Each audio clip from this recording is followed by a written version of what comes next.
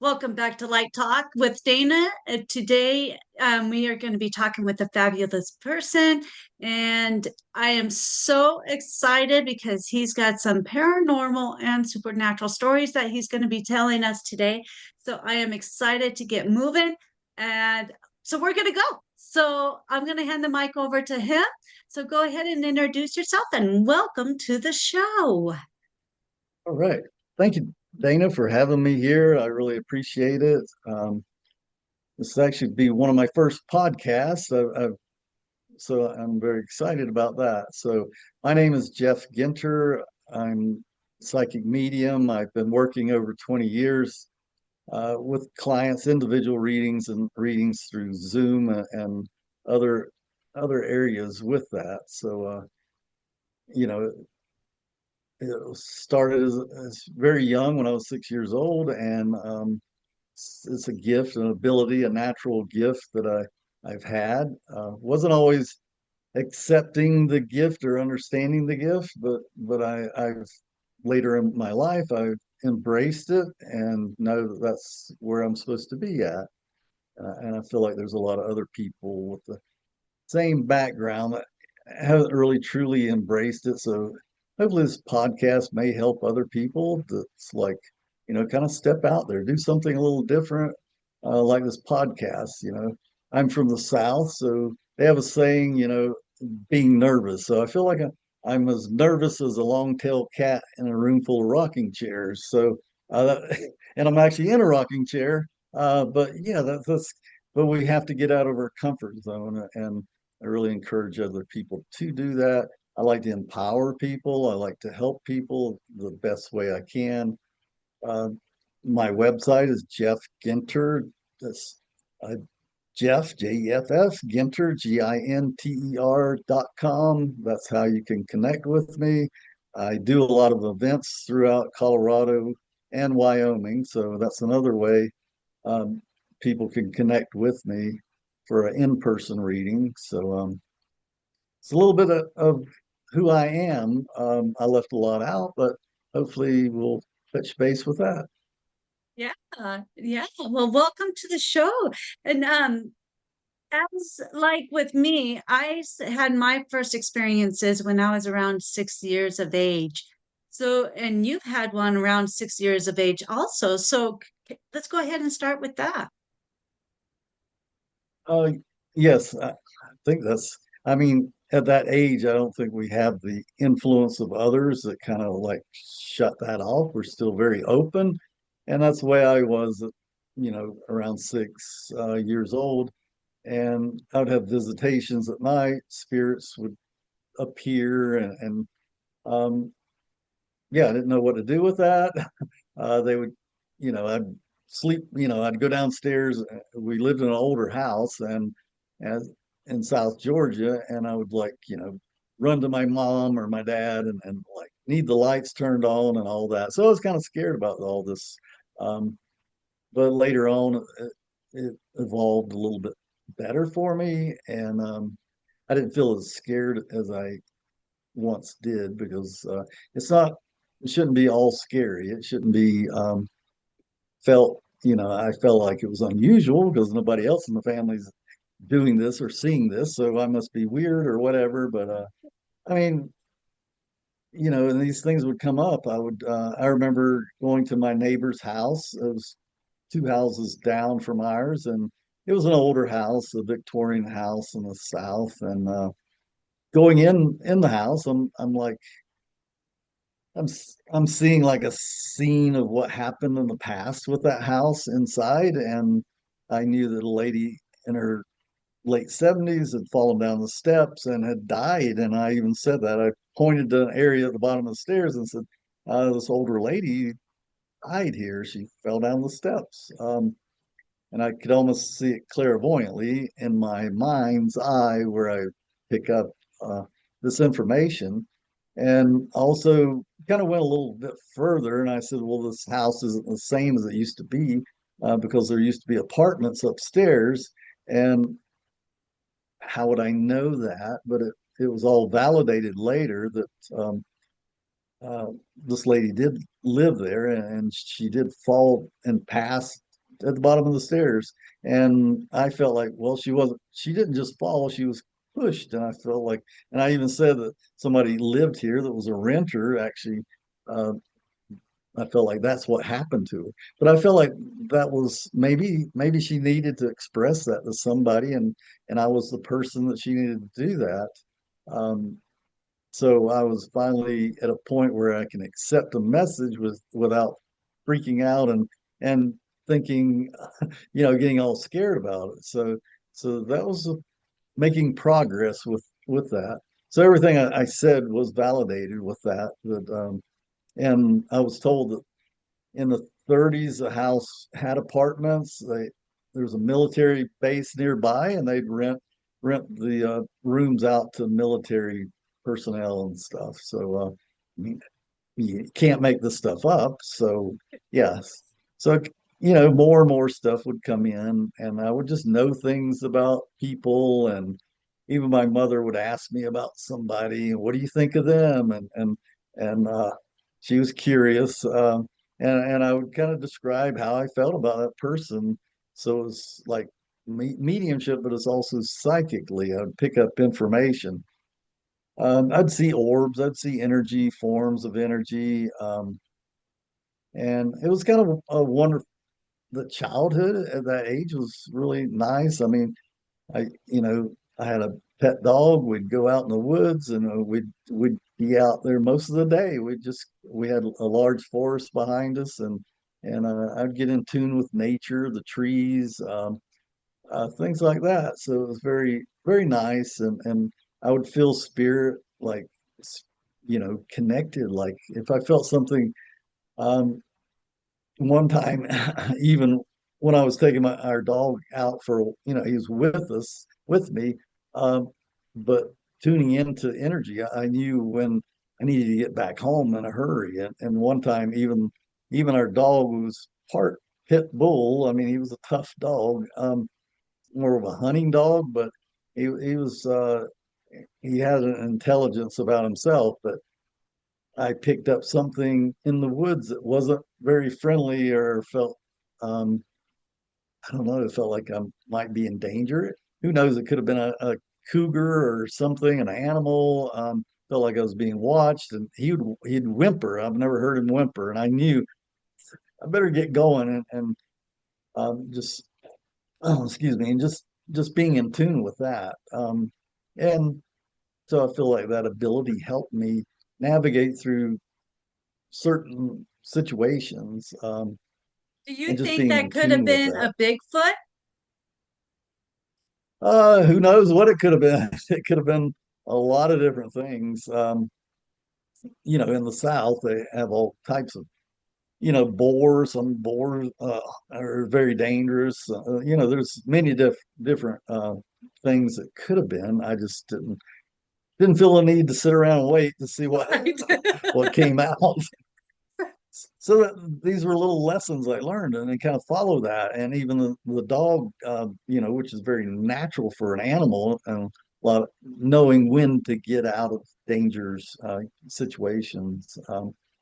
Another time when I was in Savannah, Georgia, visiting my grandmother, me and my cousin was walking to a small mall area, and back then you had to pay a deposit on bottled sodas, so that's giving away my age a little bit. So yeah, we had to pay a deposit. But I saw a guy coming in a small truck towards us, and for some reason I told my cousin, I said, Mark, if this guy stops, I don't feel good about this person, and we're just going to run or do something, because I felt that stranger danger type thing, which they didn't teach us back then. So there was no awareness. We didn't know about that. I lived in a community of, you know, 500 people in our little small town, so it's very, they didn't talk about those kind of things. So sure enough, the guy came, stopped his truck, a little truck, and said, boys, did you pay a deposit? And act like he was going to arrest us or something. And, and I, I, we just we were ready to throw our bottles through the window or whatever, just like boys, we were pretty tough. but we were very young and we just took off running. We just like to, you know, so that steered me out of that danger and just tuning into that, being aware of those kind of situations. Um, so that was pretty fascinating how you can steer out of a lot of those dangers just by being in tuned and learning throughout your life. Um, that was one of the examples. Another, let's see, another turning point in my life when I felt like this, when I was at home, I felt this black gentleman came in and I felt he was wanting to tell me that, he was hung. He was, hanged from a tree for some reason. And I described that to my mother, but I, I had a rope and I kind of demonstrated what happened, "Ugh," and that kind of freaked her out. And Yeah. so next thing I know, I'm, yeah, she felt like I needed some, I'm kind of acting out, but I wasn't trying to kill myself or anything. But she wanted to send me to a counselor in Savannah, Georgia. And I said, boy, I better be careful about some of this psychic ability or what, the mediumship. Um, but everything went well with that. But I felt like, like you said, when we're really young and we're open, but then there's comes a time in our life where we know that that's not always welcome, this ability, and are you nuts or something or whatever? And then we hear other family members saying, well, I don't know if my cousins like, I don't know if Mark should play with Jeff because he's going to Savannah, Georgia to see that shrink, and I'm like, so yeah, so I kind of wrestled with that and again shut things down. So I would learn to observe things, but I would like tone it down quite a bit. Um, and kind of fit in with everybody else. I didn't want to be the odd one, but I always had this sense of feeling when you know, guidance when I needed it to steer away from danger or situations like that. So that really worked well for me. Later on, I'd have a visitation by my grandmother after her passing, uh, and things like that would come in, but I wasn't always open to it like I had been. Um, but then again, and I mentioned to you earlier that things do happen that opens us up a little bit more. We did move to Ohio because of a divorce, and all that, and a lot of people go through that. So, but yeah, that was a stressful time, and trying to fit into another family and those dynamics. I was aware that house was haunted that we moved in. It was a farm, uh, large farm with cattle and everything, but there's a spirit that would always like I would know and I would sense, and I wasn't sure who this was. My mother was tuned in some of these things, and she described him one time because she saw that spirit at one point. I didn't feel like threatened, but I felt like this spirit was kind of watching for some reason. I wasn't really sure who this is or what it is, and I just know that I was always being like spirits would sense my ability, So and it was like if I opened the door, they would come in. So I remember going, sometimes I'd have to walk by a graveyard and I would like, I'm not going to focus. I'm not going to look. Not that they're all hanging out at the graveyard, but I would like avoid those subjects and just try to, whistling past the graveyard or basically running past the graveyard. So I didn't have to open up a door for that. So yeah, those things came in very strong with that. And my mother would ask me questions and I would have answers for it, which I don't know why or how that happened.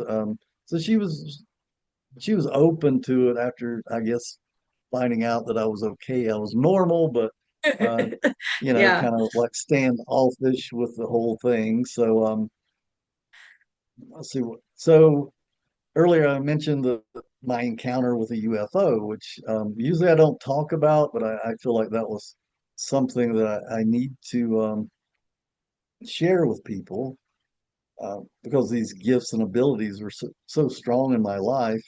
But um, as I look back in my life, you kind of look at a timeline and you see areas when things really took off.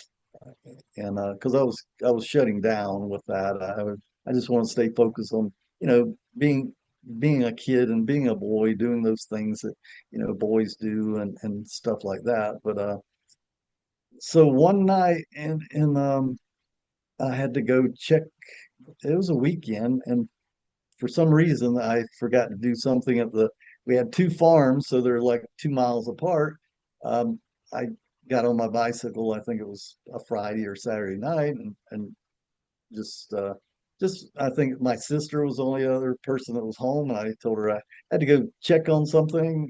I don't know if I made sure I closed a gate or something, but I went there, and when I was riding my bike, I was 16 or 17, and I felt like somebody was watching me. I felt like, what in the world? It felt like, because I was always in tune with energy, but I felt somebody's watching me, and I'm going to get this thing done really quick and be done with it. When I got up to the farm, I saw this light up in the sky. I said, "That's interesting. It doesn't look like a star, and it's not like a airplane. It's kind of moving differently." And just telling you now, I'm getting the chills about this. So, and I watched it, and it was coming down. It was the angle it was coming down. It looked like, wow, it's gonna maybe hit the barn. Those the big barns you see in those farm areas, old farm areas, and it looked like it was gonna hit it. It was going in that angle, and just I don't know, maybe 50 yards, 100 yards before coming down, it's just stopped in midair. It just stopped. And I'm like, what the heck? And all of a sudden it made an angle and it went shoom, it shot up and then it disappeared. But I felt like all these, I felt like this is weird because I'm getting a download or I'm getting something happened, something vibrated throughout my body. I don't think I lost consciousness. It was just me and my bike, and but that it was strange. Something happened, and I felt like whatever this was, it knows everything about me. It was a download would be the only word I would have to say about that. So I got my chores done really quick and I rode my bike back to my house and my sister was there. Oh, I was worried about you because she felt something weird too. And I think Oh, sometimes siblings feel that energy or something. She was very concerned. Said, what happened? And I said, this crazy light. Uh, I didn't want to say UFO, but that's basically what happened. It was a UFO. Actually, it was in the paper the next day. It was like a wow. lot of reports of UFO sightings, and I even took the date of it and looked it up. There's a online resource where you can, if there's sightings during a certain period and location, they have a database with that information. So yeah, there was a lot of sightings in that time. Um, I kind of it was kind of strange after that because I wasn't really sure about that. I did get interested in back then there was a book, several books about UFOs, and I started reading those just because of my curiosity. Chariots Right. of the Gods, I believe. Yeah. So that was interesting, but I told my sister about it, but other than that, I didn't want to share that to too many people. But I always believe, you know, about God, the universe. Yeah, there's got to be an intelligent being. And who says they don't drive UFOs. I mean, or whatever. Who knows? But I did notice some changes take place with me, and it's weird. My eyes actually changed colors. So my eyes were always a brownish brown, light brown. After that, they became hazel, which for it was like a week later, I noticed in the mirror, and my eyes are different. Wow. So it became a hazel, and it doesn't run in the family. So why would it change? I've actually chat GP'd it, is this crazy? Is this, you know, children do change, I guess at an early stage when, they're first born till, I don't know, a certain time, Mhm. months or whatever, their eyes can change, but Mhm. there has been reports of people's spiritual experiences, the retina changes colors, and that's what happened with me, which was very Oh, strange. Um, and also, I my clairvoyance actually opened up more, and I could see things a little bit more with that without trying. Or it just happened. Things I would see whether I was in church, or a lot of times it was church because that's their background, and that was that was the only spiritual avenue. So I felt a really strong desire to figure out God, find a spiritual path after that. I became really hungry, and I found a Bible. I started reading it and studying that, and I always was attracted to the miracles, the things that Christ did, and the miracles, the healing, those aspects. Not so much the doctrine and all that. I had really embraced that, but I would embrace other things. I'd go to a church, which I just felt like led to go to a church because I don't know, I just felt drawn into that. mhm. Um, and I would see things. I'd see lights above people's heads. I would see, if it, depending on the type of church it is, if it's a church where they prayed for people, I would see an energy shift with certain people in prayer. Not always, but sometimes there was an energy, whether I'd see something leave, or some dark cloud or something would leave them. So I was really attracted to the more churches that were more spiritual. They believed in prayer, they believed in miracles, things like that. So I enjoyed that. And I would see those things. And one time during this period, and I think this might be connected to the UFO, that I was in prayer, meditation, whatever, it was deep contemplation, thinking about God and thinking about, life in general, and just kind of thanking God for, the miracles and stuff. And all of a sudden I had this, it's like a bolt of lightning went through my body, and I didn't know what it was. It went kaboom throughout all my chakras. I didn't know what chakras were back then, but it came in from the top of my head, went back out. And I know that's a Kundalini experience. So that was something, I think it's considered a grace, a Kundalini out of grace, and that's it's like something I didn't work for. It was just given to me because I hate to tell people that I had a Kundalini experience when they've spent years in meditation and worked for that. So it wasn't like I worked for it, and it was just an opening. It was just, and now I do get into meditations and work with the Kundalini, but it's nothing like it was at that moment that I was just given Mhm. that ability. So, and it's described, every religion's a little different. Some, the energy coming through the chakras. Sometimes people see that as the gift of tongues, or the gift of the Holy Spirit, or the fire, the flame above the head. So every religion, it is an awakening aspect of God's presence, Mhm. and that's however you label God. We're all searching our own pathway, but I was just led into that direction. I was led into I want to further my path, I'd see the things, things that just didn't make sense to me, and I just felt like I wanted something more in my life. And I think that's what we do. And all these spiritual awakenings, I just had to make sense of it. Um, so that's a big part. My mother used to go to a psychic, so she was always open to it. And during that same time, because it was a very rocky relationship for her.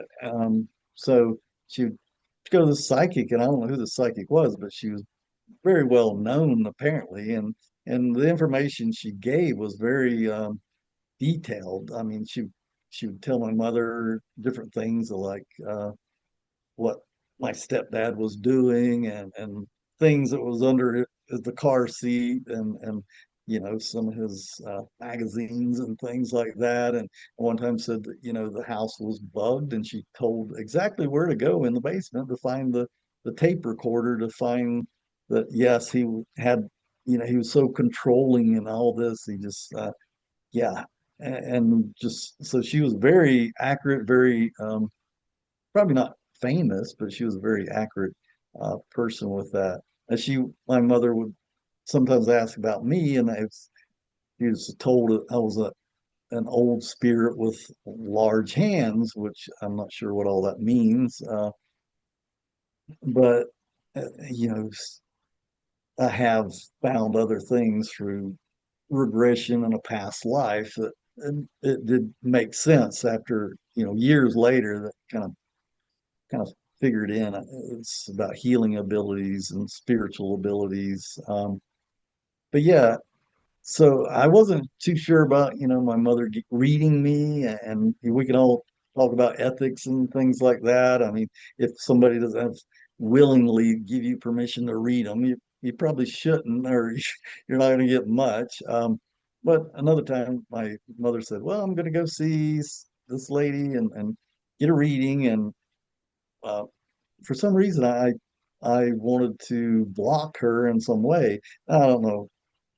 I wasn't taught about this, but I put a a shield above me. I put like a cloak, and I for some reason it was red, and I put a cloak around me and covered myself up in my own mind, or whatever.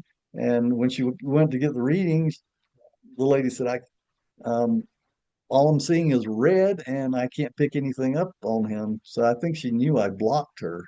So that was like, that is so weird. You can't make this stuff up.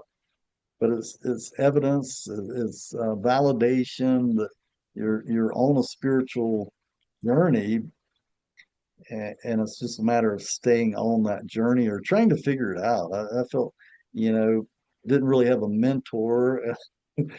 So you kind of wing it, you're gifted naturally, but you just kind of wing it in a lot of ways, going to a lot of churches that I wouldn't go to now, that were really into, yeah, the money stuff, and really, controlling people and stuff like that. I still have my faith, but um, I don't believe that's needed. I saw so much hypocrisy.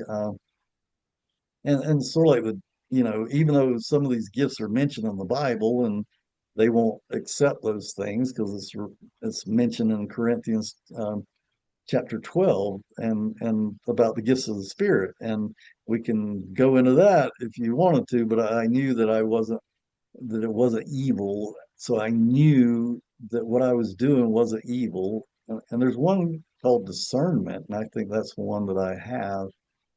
um, but sometimes I would be in church, and either the pastor would be talking about something, and about sin and living a good life, a righteous life, and for some reason my clairvoyance would pop up, and it's kind of strange because it's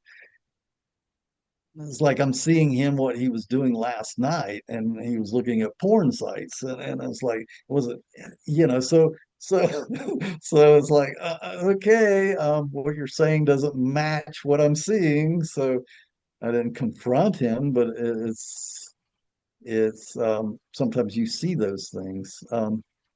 Psychics don't see everything, and some people are like freaked out about being around a clairvoyant or a psychic because they're going to see their dark side.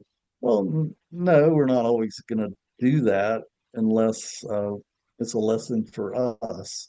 But if somebody's saying something and doing something else, we may see that part as like a warning or a sign to us to be aware of that.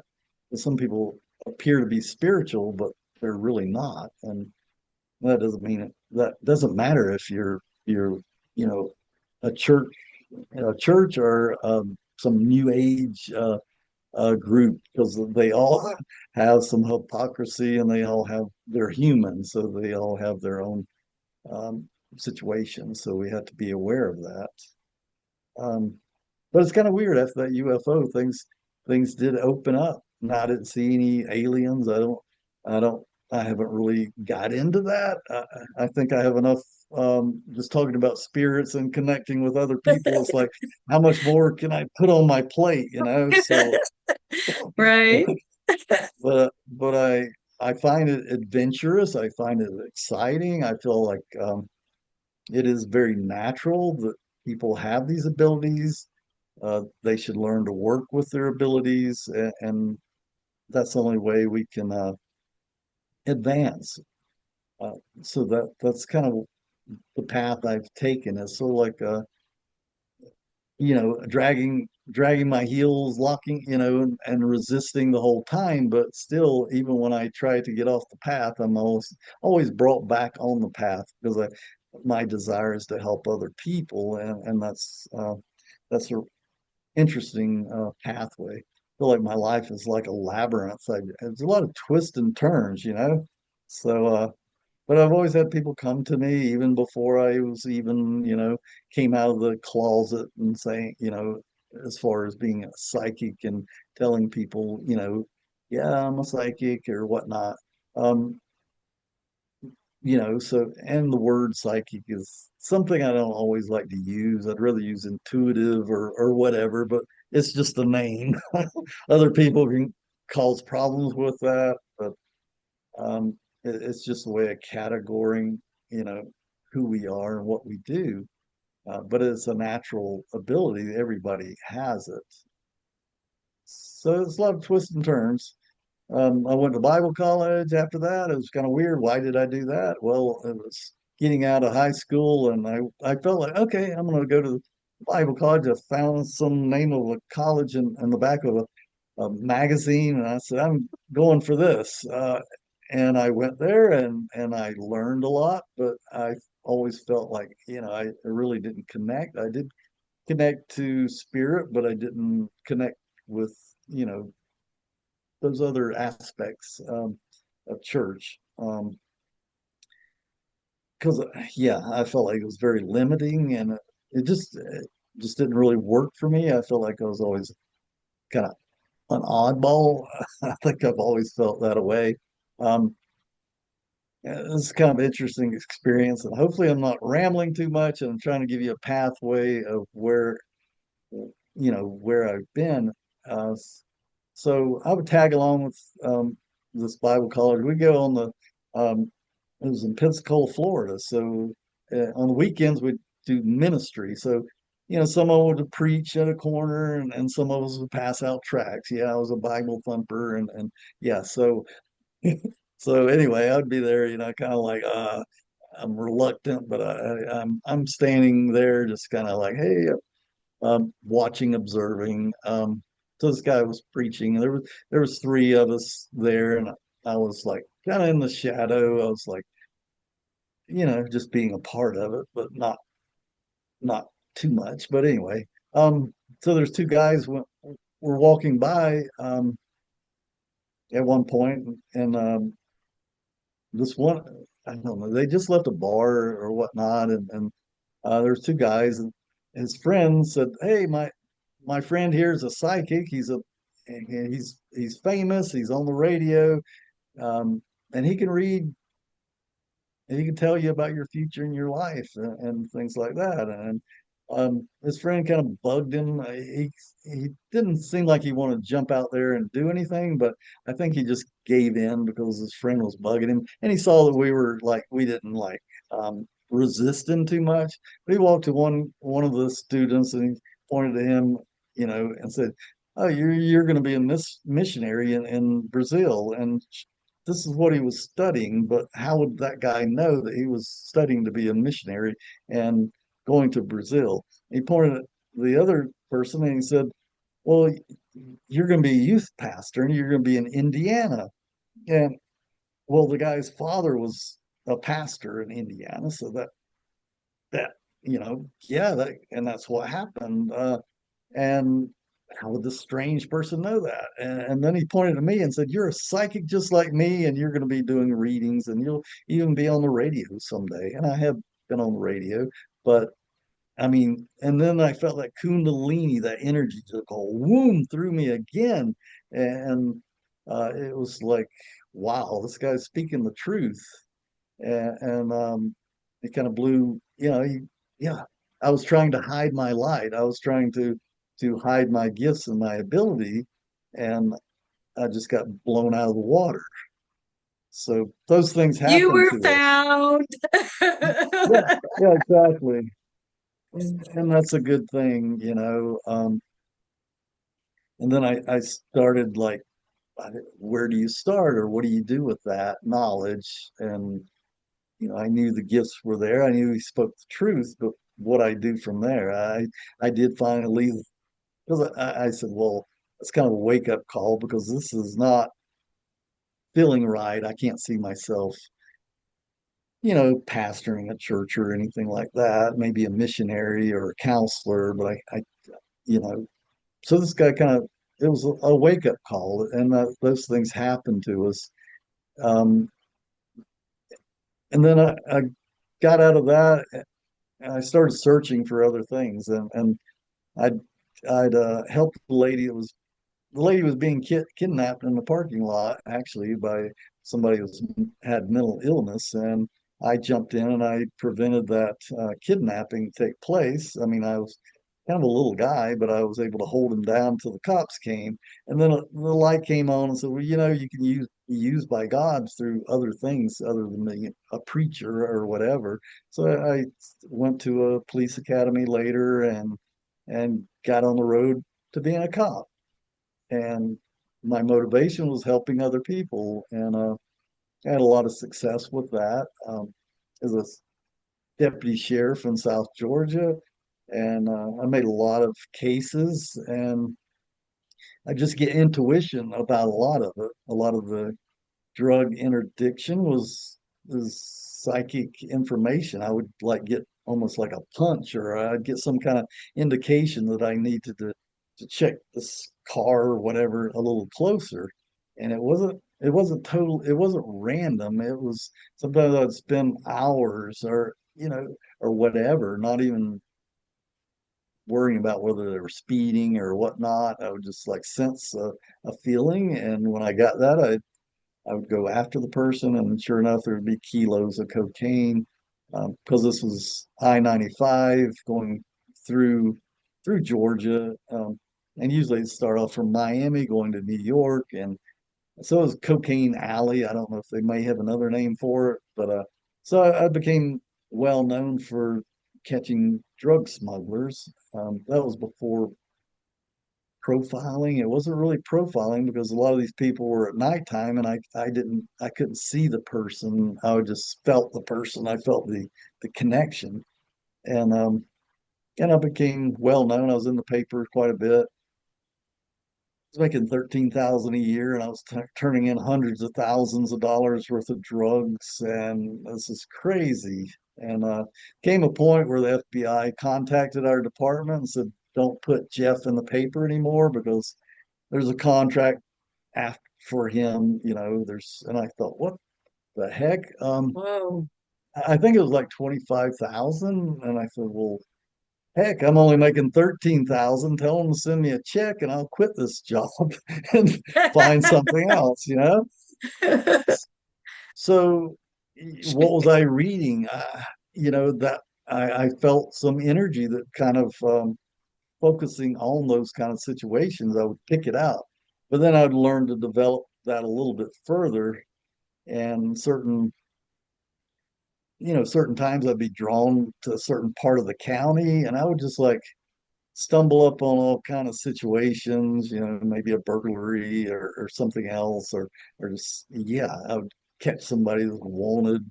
I would just seem to sometimes the court docket, I'd have more cases than the detective's office. There was four detectives, and I'd have more cases than they had. It was like it was really weird because it was like, how can this goofy person just all of a sudden he's just finding things? It was almost like a compass. I'm being guided in certain directions, and that was interesting. And I believe law enforcement really helped me because I got validation. I was in a situation where I could get feedback really quick. Um, if I felt a gut feeling, which many cops have that gut feeling, it's part of your survival in one area, but it's a gut feeling. You just go with something. It's like maybe you look a little closer, or you just have you don't know why, but you feel like you need to like look a little closer into the situation, and then the truth comes out. And you get one lead into another, so you're building a case. So a lot of my readings, psychic and mediumship, I'm very strong with the evidence. So evidence means, yeah, your grandmother's here, but I can't just say that she loved baking. She's in the kitchen doing things. I have to come up with more information. I have to come up with some details that aren't general details. So I have to come up with a little bit more to satisfy myself and to show that I'm truly connected. So a lot of times I'll get names, I'll get locations, I'll get different information, memories, significant vacations, birthdays. I'll get those kind of things that aren't too random or general, where some um, people are totally skeptic. Well, that's just general information. You're just cold reading or whatever. So I try to build up a stronger, which is hard to do, and but I try to get more information. I'm asking them to give me something that age, how they pass, situations like that, and that's kind of the way I work because I think of the law enforcement background, and I felt like I wanted to know myself that I was on the right path, but I also want to that person to get some validation that they can receive. This is going to help them get some clear direction, or if it's psychic, I'll tune into a situation and describe the people involved, and so I'll get more detail to kind of give them some. Yeah, this guy is, he definitely is tuning into the situation. So that's what I try to do. I mean, with in a small community, as a deputy, sometimes I would have to interview a person that was involved in a burglary or a situation with that. So and a lot of times I would be face to face with this individual, and trying to get their statement. I would like asking, after you read their rights, I try, I want to hear your side of it, and and at a point I would come in and say, this is what the information I'm getting, and sometimes it's clairvoyant that I was reading. I would like see how they did certain things, or their involvement with other people. I would describe that, and sometimes they had a fear that, oh boy, I better own up to this, or it's gonna be a lot harder for me. So yeah, so the DA's office was surprised sometimes when I got confessions, and the person would write like a full page of describing the situation, and just yeah, that was very interesting how that works. But it didn't happen all. I didn't, being naturally gifted, but I had to have the nurturing of life experiences, and a desire. So it's a combination of many different things that kind of work into what I feel is a good reading, for somebody. Because, I think all of us has been to either, there's certain readers, and I've been to those, and you can classify them as gypsies or whatever. And I've done that in South Georgia, where there's a palm in the front of a sign. This is Teresa, whatever. She's a seer and all this, and I'm like, it was one time I went to one, and it was like the stuff was very general, but it was all, and I would say she was psychic because I came into the room to her house with $40 in my pocket because that's all I had. She asked, $20 for the reading, and it was very general, but then all of a sudden she shifts into this negative aspect, and oh, there's a curse, or there's darkness over you, and it's a fear-based thing, and she could light a candle and remove that whatever from me. But she was psychic because she knew exactly how much I had in my pocket, because she paused for a minute when she was going to set the price, and she said, for another $20 I can remove that curse. And so she seemed to know how much I could afford. And I said, well, I'll tell you what, that's all I got, and I've got to eat dinner and stuff like that, and I can't afford it, but I'll just pray about it. And so sometimes that's the resistance I get with using the word psychic, is there's people out there that aren't genuine, or they have different motivations for that. And that's in every profession we have that. So it's not just unique with this. But I could see the true and the false, and just like the discernment. I sense that. But anyway, I wound up with a career in law enforcement, uh, going back, and it's like I would just have I would just stand out. I wasn't the best qualified. Well, you know, as far as I had a high school, uh, graduated high school. I year and a half, 2 years of Bible college. I don't think that gets you too far up the ladder, but I was always able to do that, from going to sheriff's departments to the DA's office, and people just question, how did I do that? And I was an investigator with that for a short time, but I really liked the street. So eventually I did go back to street law enforcement, and kind of worked with that. And I went with the feds because I seemed to be too good with drug interdiction. That was the problem for me, because there was dishonest cops, and I felt like I was going to get framed, or I was going to get set up. There's Oh, different crap. scenarios with that. Yeah. And they were busted later on, with the FBI busted a lot of them. But I knew that. I already had a sense of that.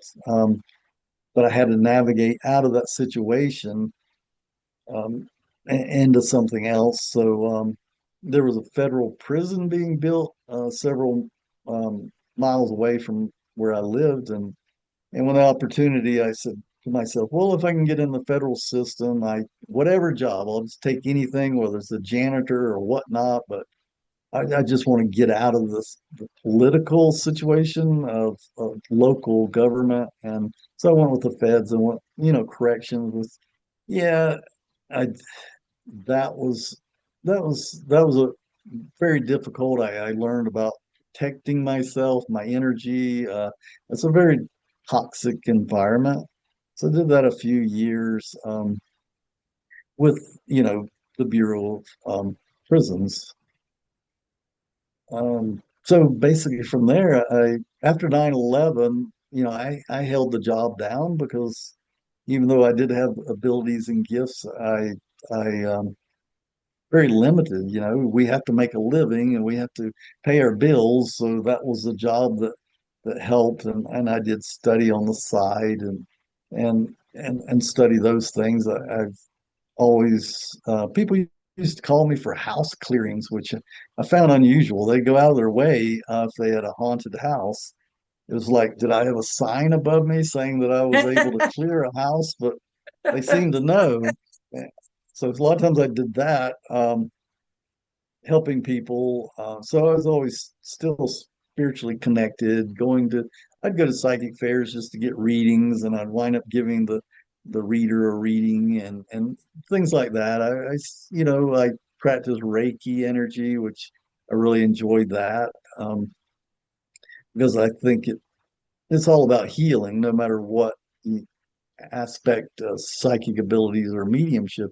It should be founded on healing. It should have that part of it in your work. So I would do those kind of things. I've joined little groups, but after 9/11, I joined the Air Marshal Service, which is very, very difficult to get into. It was very limited. It was top secret. It was a lot of difficulty getting in that. So I'm very proud to get in that situation. I knew it would be like, yeah, I knew it wouldn't last very long. So, and I knew it was like a stepping stone for me as far as retirement and other things. I felt like it was beneficial, but it did come to an end, and I knew that it would come to an end, and it did because of an injury I had. And so I had to decide, do you want to take a disability retirement, or you want to take another job? And this, spirit world was telling me, you know, go for the disability.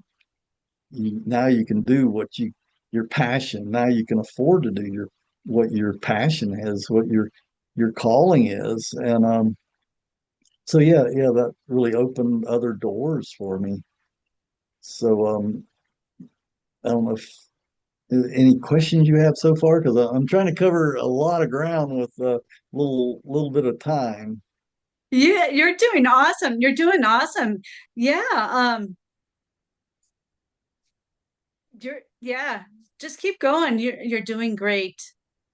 So you've got the investigations and you've done police work, you've done all that, you've been a healer.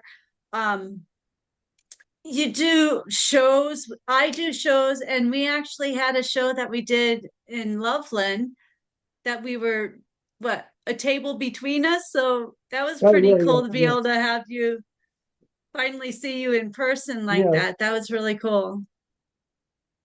yeah. Yeah. That's interesting because we all have our gifts and we all have our abilities, and some you know it's hard to everybody has their own strong points and things like that, and we're all learning.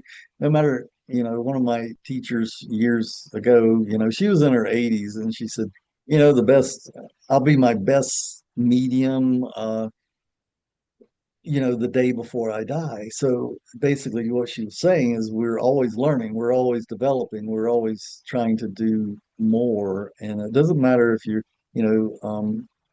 how your abilities are, they can grow if you have that desire to further that. And so that's the main thing, because I've been around the block. I've um, so I've experienced a lot of life experiences. I mean, in law enforcement, when I should have been, you know, killed several times. I've been shot at. I've been Other things happened to me. I've been in situations where I shouldn't have came out unscathed.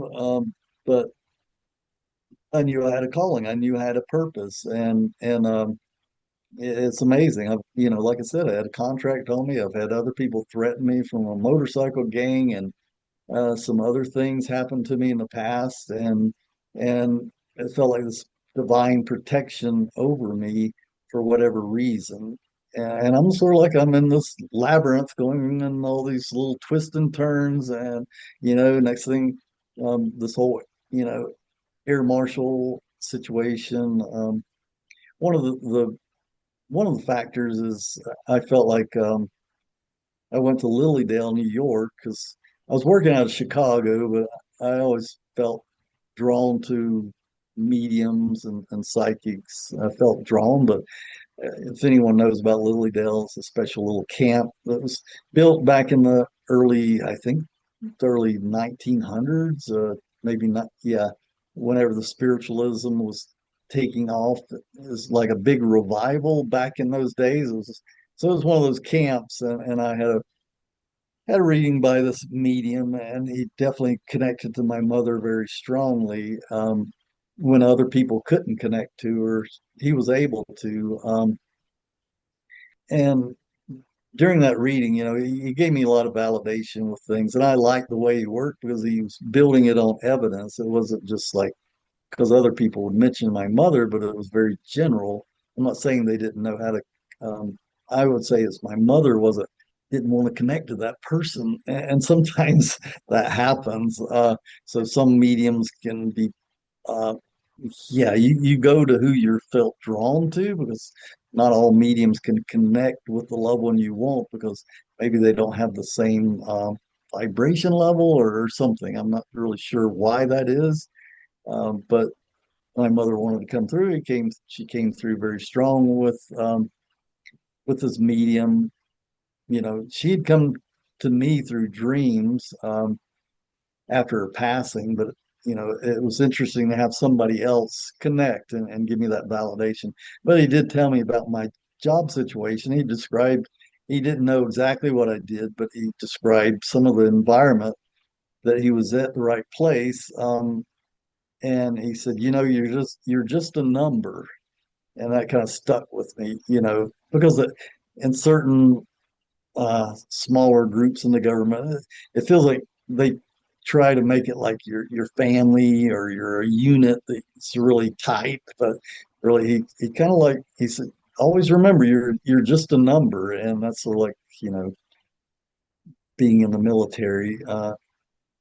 Just you're just a number. You're not really a name or a person. You're just a number, and so he just gave me that. He did stop himself one point, and I knew he had more because I picked it up psychically because I felt like he was going to get into the the disability and some other things, but he stopped himself. But I'd already gotten the message myself. But it's very interesting how that works. But everything was guided, and everything did work out. And so after this happened, I heard about there's a school in England called Arthur Findlay College. So Arthur Findlay College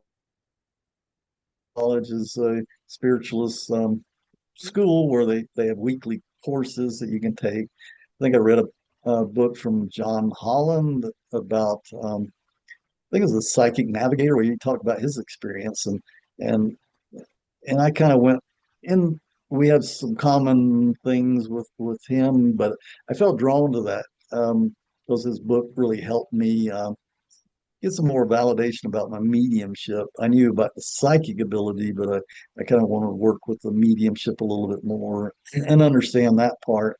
And so I out of the blue, just like I went to Bible college, I just okay, I'm going to Arthur Finley, and that's what I did. It's like taking in the tarot is like the fool card. I'm just jumping out there. I'm doing it, kind of taking that step, and willing to do that. So I went there and I learned a lot. Even though I'm a natural medium, a lot of people like to use that term, and it doesn't mean just because you're natural gifted doesn't mean you can't learn more. And so I felt like I could learn more from other people's experiences, their stories, and how they all relate. So I wound up going there for like um, those are weekly courses. Sometimes I enough classes would line up where I could take 4 or 5 classes in a row. And if something was off, like they were closed or classes that didn't pertain to what I wanted, I would go, travel the country. So I did that for about 3 years, back and forth, and it's like, okay, I'm really learning. I'm feeling good about myself. I'm starting to accept myself for who I am, because that's part of that. accepting your gifts, accepting who you are and your own identity. Uh, you know, and goes back to being felt weird or awkward as a child, and so I kind of needed that. I really need to release a lot of things from my work. I'm sure I had PTSD.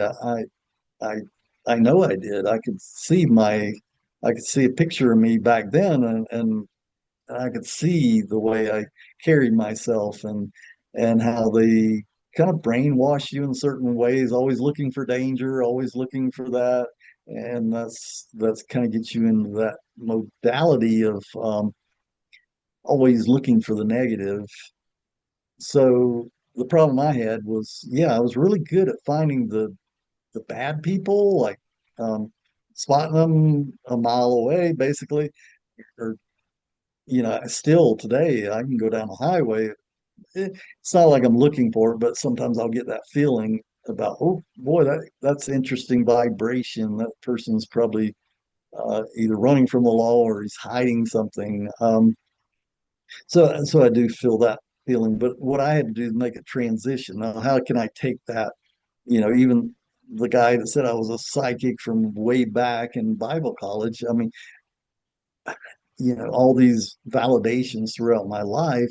And now I know I'm gifted. Now, what I do with that? I'm not a cop anymore. I don't have a gun and a badge, which I carried a, a I carried a gun and a badge for, my whole career, Mhm. 30 some years, basically. And as a guy, that's part of your identity. Now I had to switch my identity into and reinvent myself. Um, So going to, go to a restaurant, I can look across and say, well, that guy's been in prison, or, I would have the senses of feeling people and their energy, but then I would tune it in. What type of crime did they commit? And I'd go a little bit further. And a lot of times it was, if there was an opportunity, I could get it validated.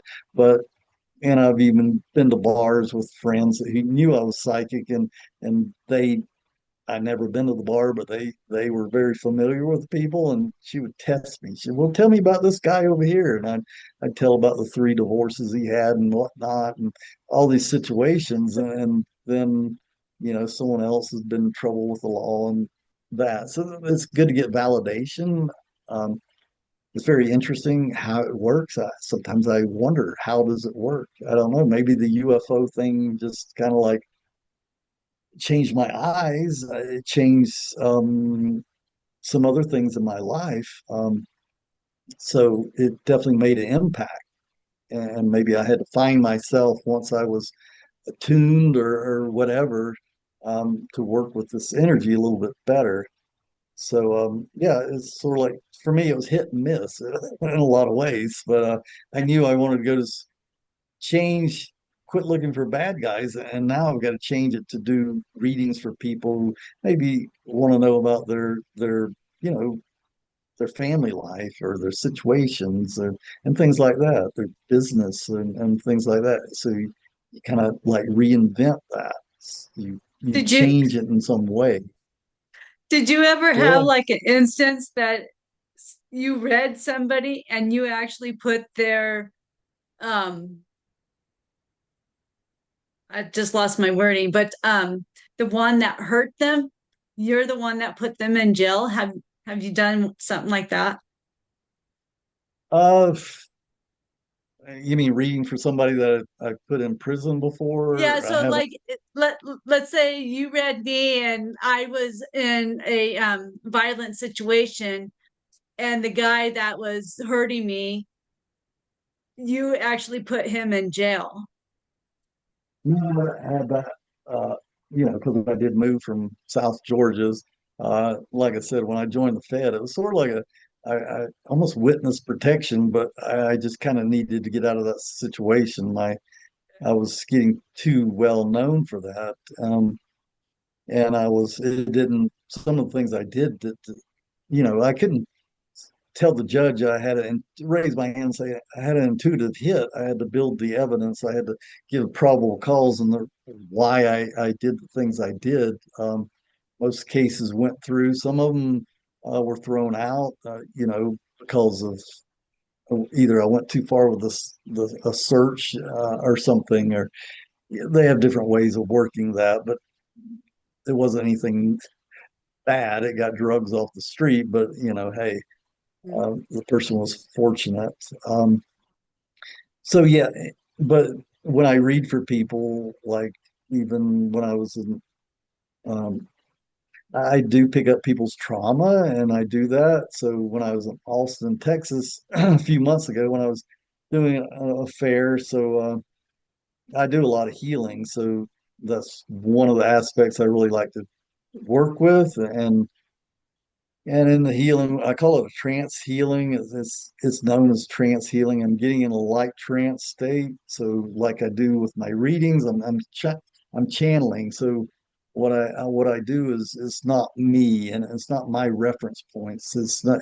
It can be totally different to me, and I have to give it to the person for them to they understand it. I may not understand what I'm getting into, but a lot of times I'll pick up the different trauma in a person's life. And this one lady sat down and I said, "Well, really, you need to see a therapist. Don't really, a psychic is really good to do that, but you can go to everyone in this room, and they're really you need a lot of because she'd gone through a lot of trauma, and I could see it going back to her father or stepfather, and going at age 7 years old, and I could see all this other things in her life, different areas in her life that were very difficult, and I saw that a very abusive relationship that, and she was in one currently, but one of the past ones where she was choked, almost choked to death, and I even brought that up in a reading. But there at psychic fair, you got 20 minutes, and basically to give a person a reading. So I try to do 15 minutes of reading psychically, because that's kind of what they want. Whether it's mediumship or psychic, I kind of let the spirit world tell me which way, what's needed. Um, and then I do like 5 minutes of trance healing. So with her, it was channeling that energy through her chakras, um, I think that's part of the Kundalini that worked at an early age, that wake up. And I did healing, and actually I saw whether you want to call it a spirit, there was a separation, there was a dark energy, and it was coming out of her throat. So she started going in almost like a coughing. She was like coughing and coughing and coughing, and I'm seeing black, like a black mist in the clairvoyantly. I'm seeing coming out of her. She was even apologizing. Oh, I'm sorry. I don't know what's going on with me. And I, so I'm not going to do with the lady in South Georgia. Oh, there's a curse, or I try not to feed the negative. I know what's going on, and I'm sending healing into that. So if you send enough light into a situation, it does make a change, and it does move that energy. And she walked away like a different person, basically, and that's part of the healing. Well, the reading was good too, because the reading helped her understand, some validation in her life, but the healing actually got to areas in her life that was traumatic. And I did really encourage her to see a therapist, because I believe, you know, even a medium, a psychic, I can't do it all. There's certain aspects I need to work on as a psychic, and there's professionals work on a different area, so they have different methods. And I do have a lot of psychologists and counselors. I've given a lot of them readings. Some people are more open to it, and I did meet in other countries. I met a guy from Sweden that he was a trance healer, and that's what kind of interested me. And I met him at Arthur Finley. He was taking a class, and he's actually invited by therapists to come in and do a short session with a client, and in that session they can speed therapy and recovery up so fast. I mean, they can they can do a 10 session situation in just a few minutes. They can make breakthroughs where a person either they forgot about this trauma or they buried it so far it hasn't came up in the sessions, and they make major breakthroughs. The counsel, I mean, he would go in there for a little bit, do that, and he would leave, and the therapist would take over from there and talk about what happened. Because I believe we all have certain things that hold us back, situations. I know what held me back as far as embracing the gifts and ability, because it was a past life trauma with me as a shaman in a past life. Um, Brian, I believe his name, Brian Weiss, Many Lives, Many Mansions, I believe the name of the book. He was a professor in Harvard, but he got into um, past life therapy. And one time he gave me I went into one of his classes. It was a very short class. I wasn't really open to it, but some things came up for me when he put me under, and it was amazing, and it kind of explained why I was so hesitant and why I was so um, unwilling to accept my pathway, because there was persecution, there was other things that happened in that time. But there's many different aspects, levels of healing that people experience, even in trance healing, and even in readings. I try to go with what's going to make the person uh, find their own power, find their own, it's not for me to be a prophet or I don't know, some in between them and God or their source. Is for me to empower them to where they can experience their own abilities and how they can open up communication to the divine. That's my goal, because it's not me, it's me being a channel to open that up. I remember one time, you know, hopefully I'm not rambling. To kind of give you another example of this, I was called to do a clearing of the house. There's a couple that was having difficulty in a house, so they were having all kind of situations with the house. Things were noises, disturbances, emotional feelings, depression, different things was kept coming up, and it was causing a lot of problems. And so I went to the house. A friend of mine, now she's Native American, and she went. And we walked through every room. She was saging the place, and she was doing the blessings, and we'd worked together before, so we were very familiar how each of us work. And I just felt like I felt like, yeah, it's more internal than it is within this house, and it's not saying that things won't happen in a house, but I called her aside and said, you know, let me just trying to explain trance healing. I don't want to say prayer, because some people, so totally off on religion, and I can understand that. So it's sort of like meditation. It's sort of like prayer. It's me just tuning into you, and going through, seeing if you need some type of healing, or see what this energy, what's disturbing you. So I start with a little prayer, where it's like I'm allowing spirit to channel through me.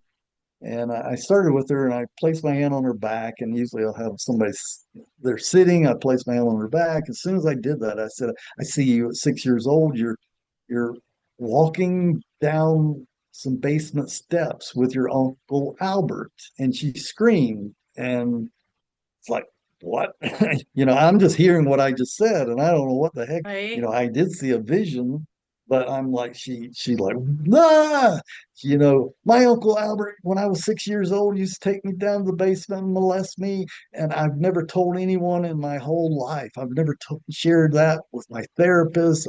I've been seeing, apparently she's been seeing therapy, and she's been going through things her whole life, but she never um, had that information come up.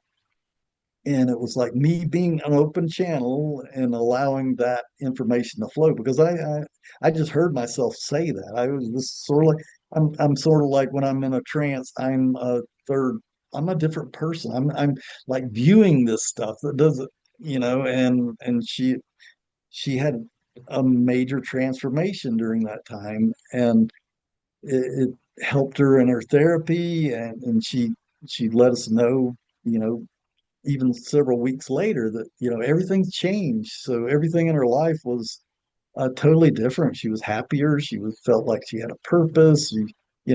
She felt great. And so a lot of times it's not the house that's haunted, it's the person in, it's the person's haunted. Um, I'm not saying there aren't haunted houses. I've had that. Sometimes there's spirits that want to communicate for some reason, like that lady wanted to tell her story. I've had that other um, uh, their energy for some reason, whether they're stuck or they just want to share something so they can move further in their to the spirit world. To something's holding them back, and we're like mediators. We work with spirit world, and so that's kind of what we do. So I've had all kind of adventures like that. So yeah, those things are really amazing when they happen, and I get to witness witness these things, and that's for me, that's what I am. I witness things take place, and that's what I really enjoy. That I really have a fulfillment with that. So yeah, so I practice different modalities with that. So I definitely a little bit more, about me, and me and Shane work together, Shane Smith, and we do cold cases together, and I kind of follow him around. He has great experience. He's very gifted. His ability is very gifted.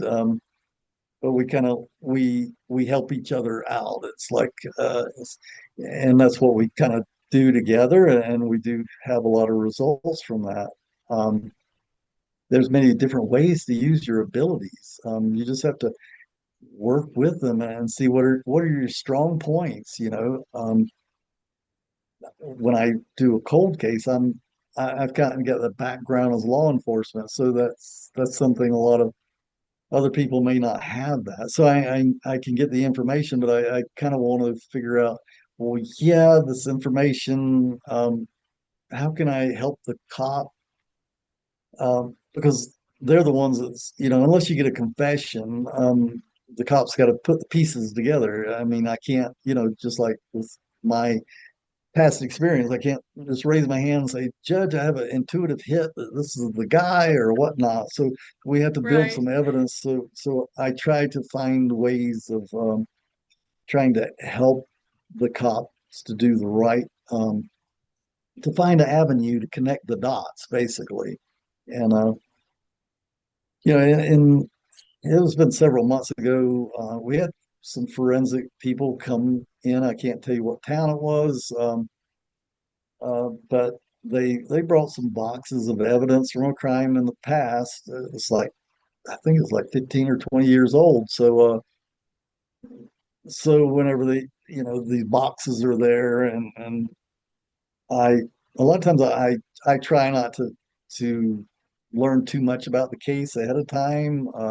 Even if they're trying to tell me about it, I'd rather not know. Mhm. I'll know more later, I'm sure, because cold cases you can work on them for years sometimes. Uh, I know the TV shows make it look like it happens overnight, but it doesn't happen overnight.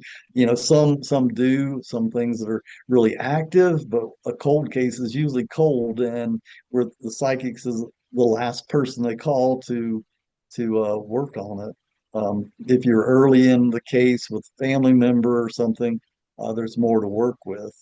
But when it's uh, yeah, when it's totally cold, then we're just trying our best to find something. But when they came in, both Shane and I was we both connected with certain things. We'd get names and situations. So we'd get that as validation, and that's what I look for in a reading.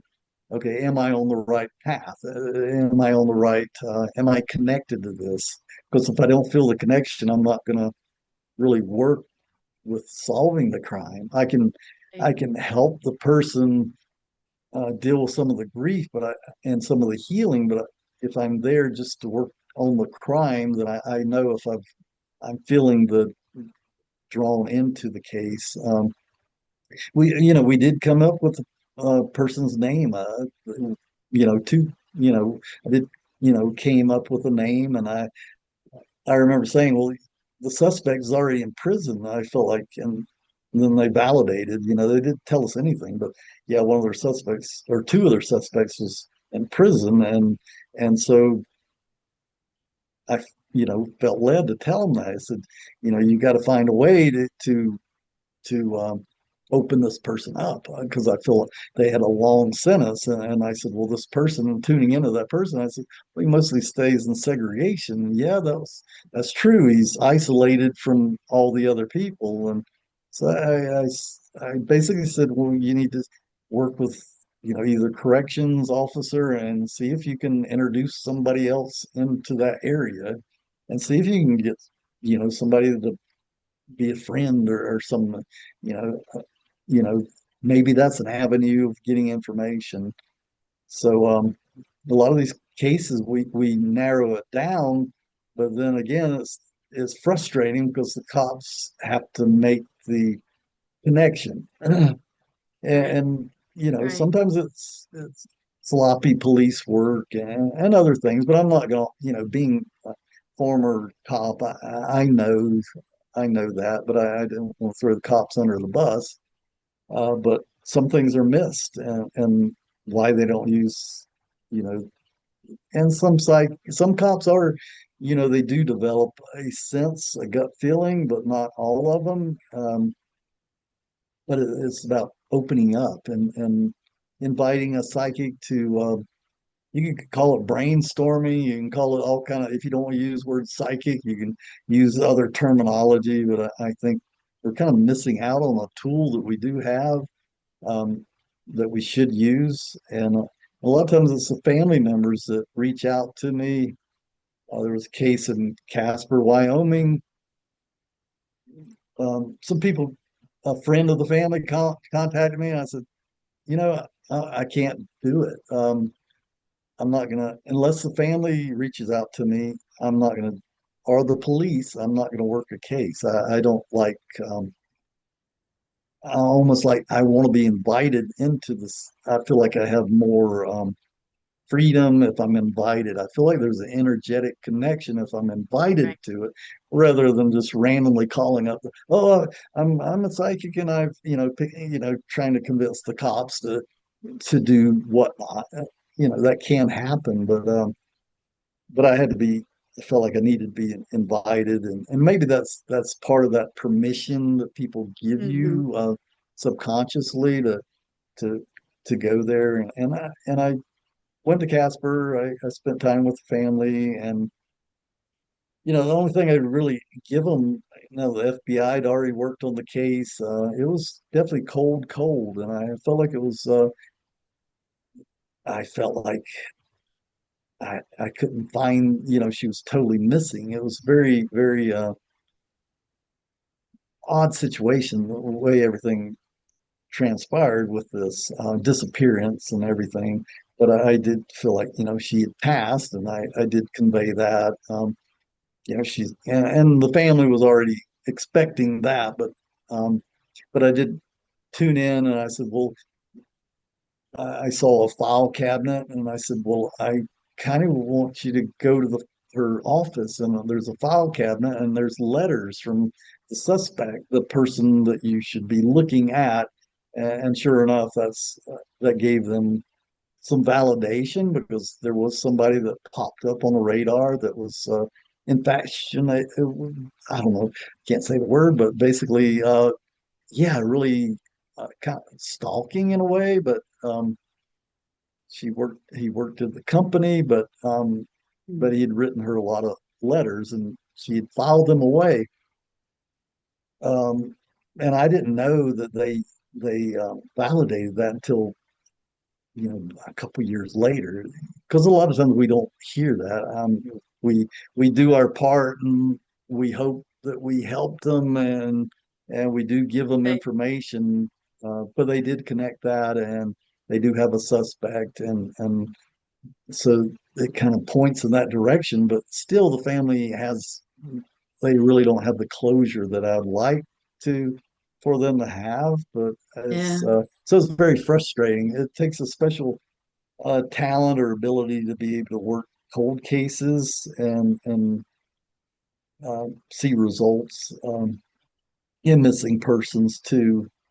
But but I think you have to, you know, do it in a way that's respectful for the family, and it's not for ego, it's not for anything. It's to help the person and help the family and get some type of closure, you know.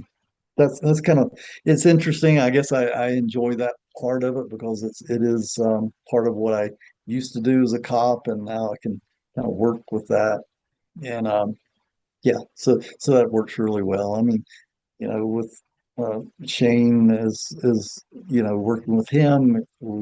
He's been able to open up cases that have been closed, and get the police involved in cases that were basically written off as, a lot of times things are written off as suicide, or they're written off as natural causes, and the evidence that don't really add up. And by Right. giving strong evidence, we are able to open up some cases that were basically closed, or so and it makes them look at it a little bit closer.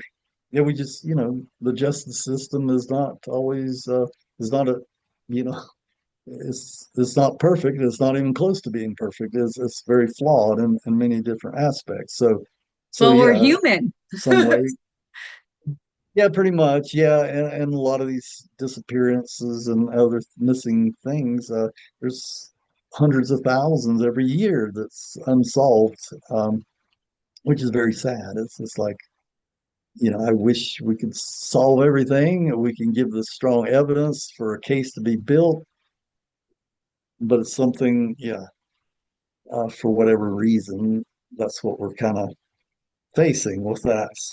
So, Yeah. but we do have a lot of positive results of things that other people weren't able to do. So, I want perfection. I want, but that doesn't always happen, and that's like all of us. We want the best, and we want closure. We want all these things to happen, but we have to just um, allow ourselves to be a channel, and allow that information to flow the way it should flow, and yeah, and from there, hopefully, I think when we focus on a case, sometimes things open up that's unexpected, or I believe when you focus energetically in a situation, and people have done that in the past, where a group of people would get together and either, prayer or sending energy towards a situation, that things just seem to like synchronicity start opening up, and it helps the family. And so that's another avenue. It's like you put energy into a situation, it becomes public awareness. Maybe somebody that may know something, and maybe they didn't know they knew something, but uh, they either they encourage, they come out and speak, or share their story with somebody, and it kind of opens things up a little bit better. So it's not wasted in any way. So yeah, that's kind of, but I enjoy my work. I enjoy helping other people. I like doing readings. I like but it's a journey, and it's something that should bring joy to you, and it should um yeah, we use our senses. But there's other senses involved that can give us stronger guidance and wisdom, and things like that. So that's my passion. That's my love. That's what I do. So I really Wow. appreciate you, all that you do, and other light workers out there. I mean, we do have we do make a difference. We do have a ripple effect. We do change lives. Sometimes I have people I haven't seen in 10 years, that I've talked to or helped in some way, and they come back, and then, we don't always get that validation, but later on we do get some validation, like, wow, they tell us how we've made a difference in their lives. And it wasn't like we became their guru or anything, but we empowered them to find the answers. To we gave them some kind of guidance to help them further their journey, and that's what we do.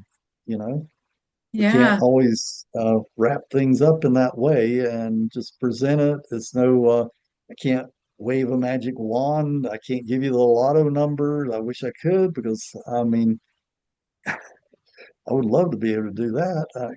Yeah, but We do it that's for not the way it ourselves. works.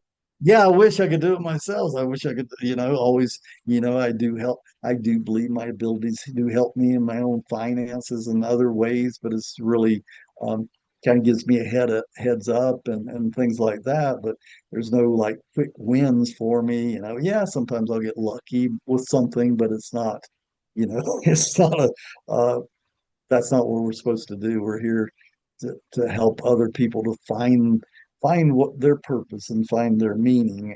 And hopefully we do that, and you do Yeah. that. And that's why we go to those psychic fairs. That's why we do that. We're not really making money doing those things. We get to make contacts with other people, and hopefully, it's not about money. It's not about fortune or fame. It's about doing something to help society, help that's sort of like an artist, you want to share something, you want to give something of yourself to others. So that's kind of my story. Hopefully I didn't ramble too much. I did notice the time. I was afraid, what am I going to say for 1 hour? But I kind of went over on that. You So made maybe it two was should have been. hours. Oh, really? Okay. And sometimes that's way of my reading. Sometimes somebody will sign up for a reading, and it's like, okay, I've got to give the information until we're done with it. And sometimes it's a little bit longer than, I can be long-winded, I guess, like a Southern thing, I guess. We like to talk, I guess. So Well, you did any last, fabulous. yeah, any last questions or concerns, or you might have to break this up into two, two views or something. Hey, you're always welcome to come back on the show if you ever want to. You're more than welcome. And Hey, well, thank you. Yeah.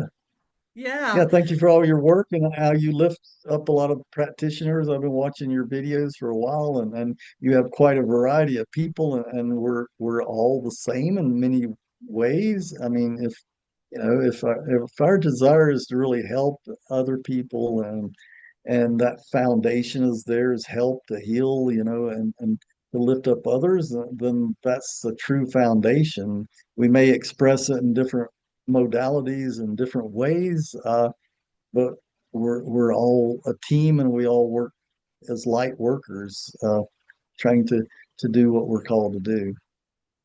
right, I'm gonna right. shut up now. So yeah, You were awesome. I love it. I love it. Um, yeah, to remind everybody, Jeff and I are going to both be in Cheyenne, Wyoming on what was it, September 27th and 28th? Going to be up in Cheyenne.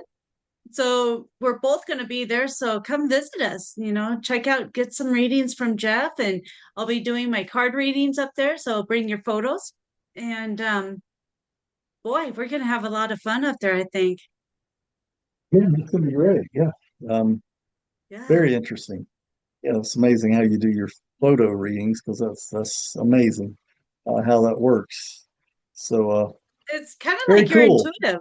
It's kind of like your third eye. I kind of see like a little snapshot, or I get the feel of what that Yeah, person was like. It's kind of the same kind of thing. Same with the card reads. yeah. I That's how mean, I do the image. card reads Yeah, too. yeah. Images carry a lot of power, and there's certain people, believe it captures part of the soul. And I think that's part, it's true in a way, but it's not. it does capture a lot of things. And yeah, we'll have to talk about more about photo things because it's, it's very powerful. And it is something about, I've always noticed working with, I try to focus into the eyes, and I know the eyes are the windows of the soul. And if I get a good picture, um, of somebody, a print or a photo, I really like that, to work with that energy. So yeah, it's amazing. Yeah, your abilities are amazing, and look forward to spending time with you in Cheyenne. Yeah. Little Well, Cheyenne, but it's yes. just found out we live so close to each other, so we'll have to get together. Just Yeah, yeah, get it's a together. small world. This is a Yes, it's small a very world. small world. Yes. All right. Well, All many right. blessings, and thank you so much for having me. And yes, I'll see you in Absolutely. Cheyenne if I don't see you before then. All right. All right. Well, Thank you thank you so so much. much for being on the show. And if anyone out there has any stories you would like to share with the paranormal or the supernatural, uh, please contact me at lighttalk423@gmail.com and we'll get you on the show. So we'll talk to everybody later. Thanks. Bye.